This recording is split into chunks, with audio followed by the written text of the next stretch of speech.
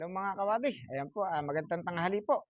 Galing po tayo ng Bayan ng Likab at nakarating po tayo dito sa boundary ng Nueva Ecija at Pangasinan mga kabady. Ayan po, boundary. At napakainit mga kabady, kaya tayo limilim dito sa puno. Kasama ko po ang aking misis. Ayan po mga kabady. Ang aking misis at ang aking tatlong mga anak. Ayan po mga kabady. Asan na yung aking bunso? Ayun, aking bunso mga kabady. Ayun. At sa ating mga kapatid na tricycle driver at ating kapatid na mga rider. At tayo po ay magdala ng tubig. Sa init ng panahon mga kabady, kailangan natin ng tubig. Saan man tayong mapunta, kailangan natin may dala tayong tubig mga kabady. Dito po kami sa puno. Umililim mga kabady. At napakainit ng panahon.